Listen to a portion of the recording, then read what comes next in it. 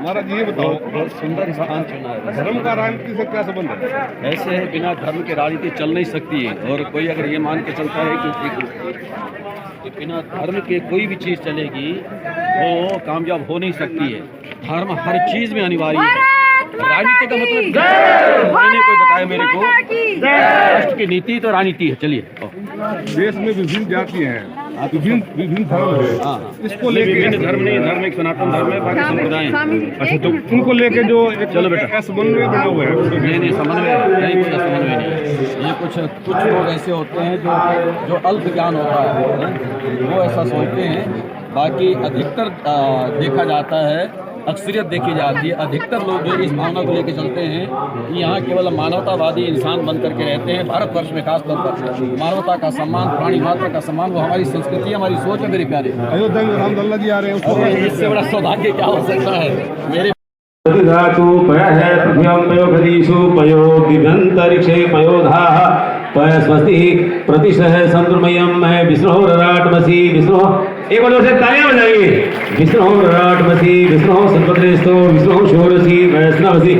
और मैं निवेदन करूंगा बंदी जी से माला और पगड़ी के साथ गुरुदेव का स्वागत और सत्कार करते हुए, और जितनी भी महिलाएं सशक्तिकरण में यहाँ हैं उनका भी बहुत बहुत आभार जो आई हैं इतनी सर्दी के अंदर।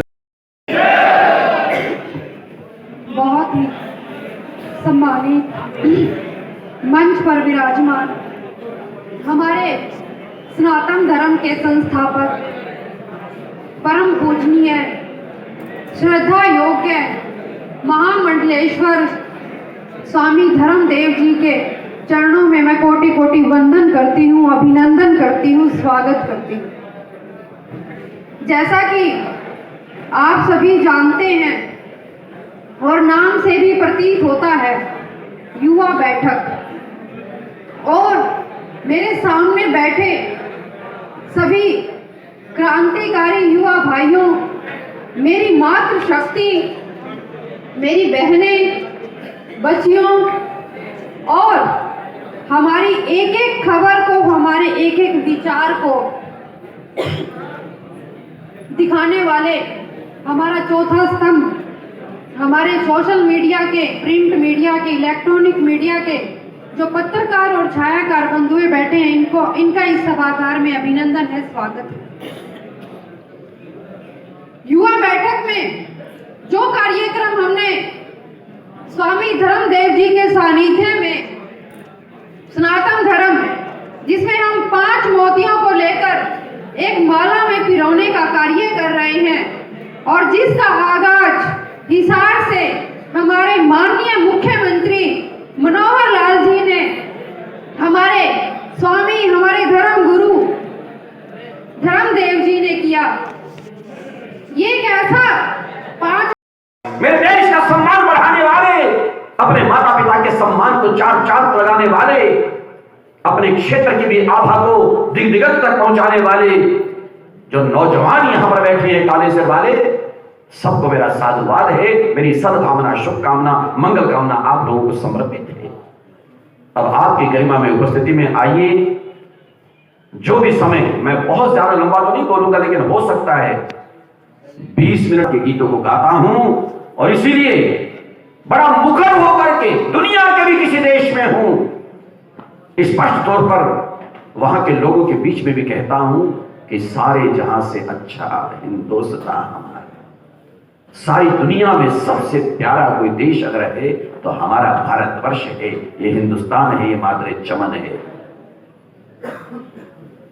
सनातन एक जीवन की पद्धति है, जीवन की पद्धति कि जिंदगी को, जीवन को जिया कैसे जाए, उसका पावन संदेश अगर कोई देता है, जो प्रारंभ से चला आ रहा है, प्रारंभ से, किसी को 1400 साल हुए, किसी को 2023 साल हुए हैं, किसी को 500 साल हुए हैं, किसी को 650 साल हुए हैं, किसी को 551 साल हुए हैं, लेकिन सनातन धर्म आदि काल से, प्रारंभ से जिसको 1,96,08,53,100 होगा। बाकियों का भी सबसे ज्यादा सम्मान जिसके अंदर होने वाला है वो हिंदू धर्म है, वो सनातन धर्म है, इसलिए उसको बढ़ावा मिलना चाहिए, जिसमें सभी सुरक्षित होंगे, सभी संरक्षित स्वामी होंगे।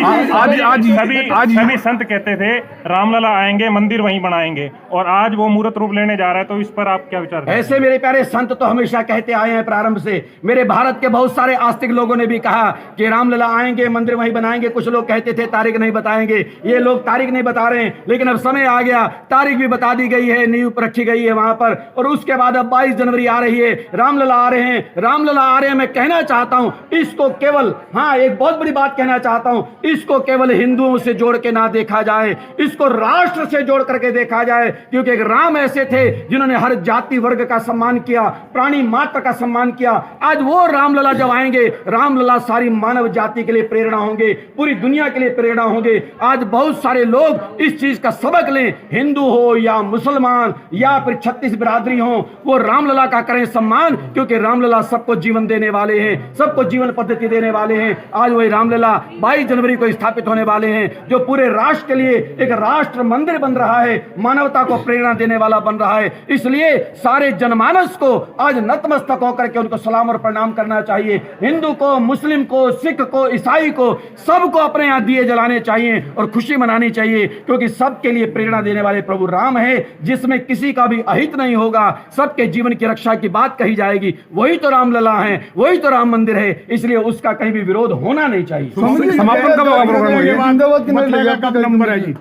गायत्री देवी यादव के जिंदाबाद। ऐसे मेरे प्यारे जो अच्छे काम करेगा हर व्यक्ति के जिंदाबाद के नारे लगेंगे, और ये नारे लगते रहने चाहिए। जो राष्ट्र के लिए, धर्म के लिए, समाज के लिए, कल्याण के लिए बढ़िया काम करेगा, उसी के तो जिंदाबाद के नारे लगेंगे। आज हमारी गायत्री अच्छे संकल्पों को लेकर चल रही है, तो जिंदाबाद के नारे नहीं लगे तो क्या लगेंगे मेरे? तो चुनाव लड़ना चाहती है? ऐसे मेरे प्यारे चुनाव को लड़े तो कोई बुरी बात थोड़ी। अच्छा मुझे बताओ कि लोकतांत्रिक मेरा भारत देश है, लोकतंत्र में, प्रजातंत्र में होता क्या है? या लोग चुनाव लड़ते भी हैं, और बल्कि स्वामी धर्मदेव तो कहना चाहता है कि अच्छे लोग अगर आते हैं, चुनाव भी लड़ते हैं, लोकतांत्रिक प्रणाली का निर्वहन करते हैं, तो उसमें बुराई नहीं है, अच्छे लोगों को आगे आना चाहिए। तो आज युवा पीढ़ी मोबाइल की ओर एडिक्टेड हो रही है, उसके बारे में क्या संदेश देना चाहते ऐसे हैं? मेरे प्यारे मैं उनसे भी कहना चाहता हूं, खास तौर पर बच्चों से कहना चाहता हूं कि मोबाइल से ज्यादा प्रयोग करने से बचें। ये जरूरत की चीज है, आवश्यक चीज है। हाथ में मोबाइल रखो, चेहरे पर स्माइल रखो, वहां तक तो ठीक है, लेकिन जो जरूरी चीज हो उतना इसको इस्तेमाल करें। लेकिन इसके अंदर पबजी है, दूसरे खेल हैं, दूसरे गेम हैं, उसके अंदर ज्यादा खो जाना ये घातक है।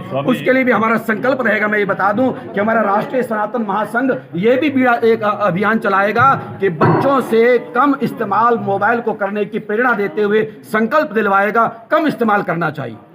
स्वामी जी, अयोध्या के बाद मथुरा का कब नंबर है? ऐसे मेरे प्यारे कहते हैं ना, अयोध्या एक झांकी है, मथुरा काशी बाकी है, और बस समझो कि वो समय भी नजदीक आने वाला है। स्वामी जी, एक सवाल है कि आने वाले लोकसभा चुनाव में आप कहां से एमपी का चुनाव लड़ने वाले हैं? स्वामी धर्मदेव कभी चुनाव नहीं लड़ेगा, सुन लो मेरे भाई, स्वामी धर्मदेव ने चुनाव नहीं लड़ना।